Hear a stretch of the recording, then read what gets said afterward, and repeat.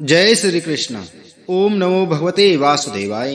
नमस्कार दोस्तों, स्वागत है आप सभी का हमारे चैनल भक्ति ज्ञान में। दोस्तों, आज मैं आपको पौष शुक्ल पक्ष एकादशी पुत्रदा एकादशी व्रत की कथा और महत्तम सुना रहा हूँ। धर्मराज युधिष्ठिर ने पूछा, हे भगवान, आपने सफला एकादशी का महत्तम विधिवत बताकर बड़ी कृपा की।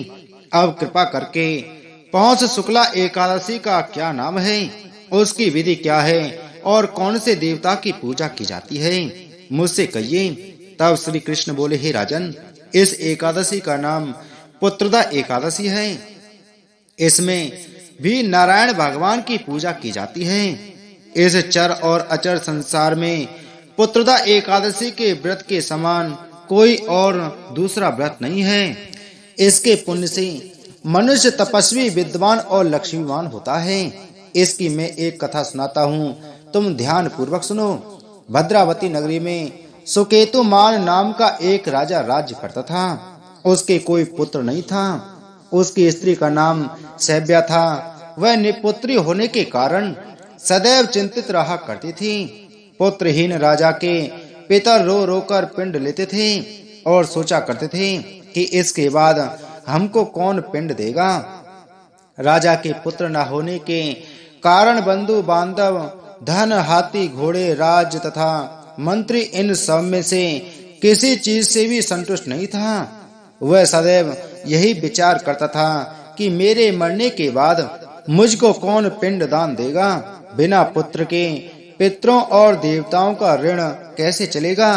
जिस घर में पुत्र न हो उसमें सदैव अंधेरा रहता है।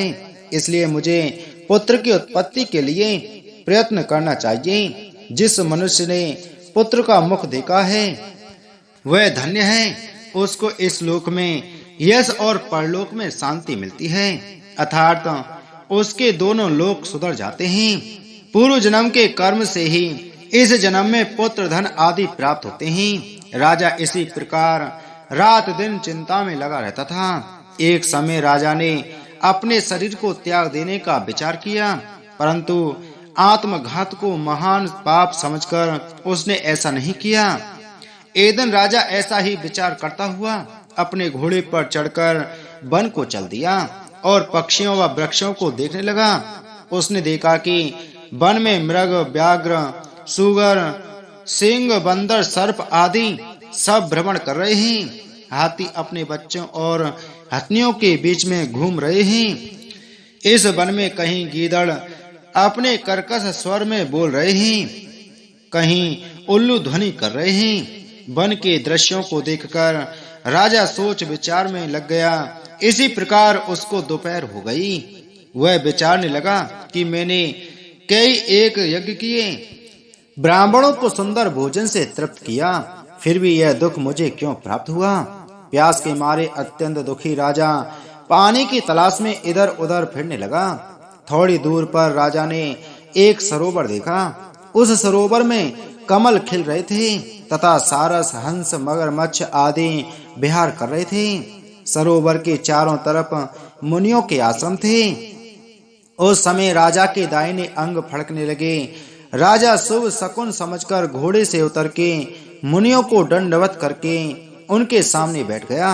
राजा को देखकर मुनियों ने कहा कि हे राजन, हम तुमसे अत्यंत प्रसन्न हैं। तुम इस जगह पर कैसे आए सो कहो। इस पर राजा ने उनसे पूछा, हे मुनीश्वरों, आप कौन हैं और किस लिए यहाँ आए हैं सो कहो। मुनि बोले, हे राजन, आज पुत्र की इच्छा करने वाले को उत्तम संतान देने वाली पुत्रदा एकादशी है। हम लोग विश्वदेव हैं और इस सरोवर पर स्नान करने आए हैं। इस पर राजा बोला, हे मुनीश्वर, मेरे भी पुत्र नहीं हैं। यदि आप मुझ पर प्रसन्न हो तो एक पुत्र का वरदान दीजिए। मुनि बोले, हे राजन, आज पुत्रदा एकादशी है, आप इसका व्रत करें। भगवान की कृपा से आपके अवश्य ही पुत्र होगा। मुनि के वचनों के अनुसार राजा ने उस दिन एकादशी का व्रत किया और द्वादशी को उसने पारायण किया और मुनियों को प्रणाम करके अपने महल को वापस चला आया। अंत में रानी ने गर्भ को धारण किया और 9 माह के बाद उसके एक उत्तम पुत्र रत्न पैदा हुआ। वह राजकुमार बड़ा होकर अत्यंत वीर, धनवान, यशस्वी और प्रजा पालक हुआ। भगवान श्री कृष्ण बोले, हे राजन, पुत्र प्राप्ति के लिए पुत्रदा एकादशी का व्रत करने चाहिए। जो मनुष्य इसका मातम श्रवण व पाठ करते हैं उनको स्वर्ग की प्राप्ति होती है। धर्मराज युधिष्ठिर ने पूछा, हे भगवान, आपने सफला एकादशी का महत्तम विधिवत बताकर बड़ी कृपा की। अब कृपा करके पौष शुक्ला एकादशी का क्या नाम है, उसकी विधि क्या है और कौन से देवता की पूजा की जाती है, मुझसे कहिए। तब श्री कृष्ण बोले, हे राजन, इस एकादशी का नाम पुत्रदा एकादशी है। इसमें भी नारायण भगवान की पूजा की जाती है। इस चर और अचर संसार में पुत्रदा एकादशी के व्रत के समान कोई और दूसरा व्रत नहीं है। इसके पुण्य से मनुष्य तपस्वी, विद्वान और लक्ष्मीवान होता है। इसकी मैं एक कथा सुनाता हूँ, तुम ध्यान पूर्वक सुनो। भद्रावती नगरी में सुकेतुमान नाम का एक राजा राज्य करता था। उसके कोई पुत्र नहीं था। उसकी स्त्री का नाम सैव्या था। वह निपुत्री होने के कारण सदैव चिंतित रहा करती थी। पुत्रहीन राजा के पिता रो रो कर पिंड लेते थे और सोचा करते थे कि इसके बाद हमको कौन पिंड देगा। राजा के पुत्र न होने के कारण बंधु बांधव, धन, हाथी, घोड़े, राज्य तथा मंत्री इन सब में से किसी चीज से भी संतुष्ट नहीं था। वह सदैव यही विचार करता था कि मेरे मरने के बाद मुझको कौन पिंड दान देगा। बिना पुत्र के पितरों और देवताओं का ऋण कैसे चलेगा। जिस घर में पुत्र न हो उसमें सदैव अंधेरा रहता है। इसलिए मुझे पुत्र की उत्पत्ति के लिए प्रयत्न करना चाहिए। जिस मनुष्य ने पुत्र का मुख देखा है वह धन्य है। उसको इस लोक में यश और परलोक में शांति मिलती है, अर्थात उसके दोनों लोक सुधर जाते हैं। पूर्व जन्म के कर्म से ही इस जन्म में पुत्र, धन आदि प्राप्त होते हैं। राजा इसी प्रकार रात दिन चिंता में लगा रहता था। एक समय राजा ने अपने शरीर को त्याग देने का विचार किया, परंतु आत्मघात को महान पाप समझकर उसने ऐसा नहीं किया।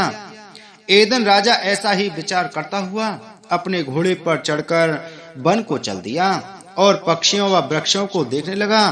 उसने देखा कि वन में मृग, व्याघ्र, सुगर, सिंह, बंदर, सर्प आदि सब भ्रमण कर रहे हैं। हाथी अपने बच्चों और हथनियों के बीच में घूम रहे हैं। इस वन में कहीं गीदड़ अपने कर्कश स्वर में बोल रहे हैं, कहीं उल्लू ध्वनि कर रहे हैं। वन के दृश्यों को देखकर राजा सोच विचार में लग गया। इसी प्रकार उसको दोपहर हो गई।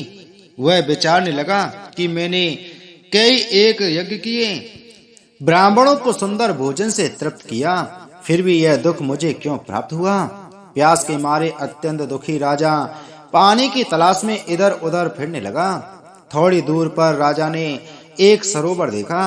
उस सरोवर में कमल खिल रहे थे तथा सारस, हंस, मगरमच्छ आदि विहार कर रहे थे।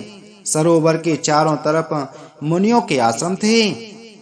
उस समय राजा के दाहिने अंग फड़कने लगे। राजा शुभ शकुन समझकर घोड़े से उतर के मुनियों को दंडवत करके उनके सामने बैठ गया।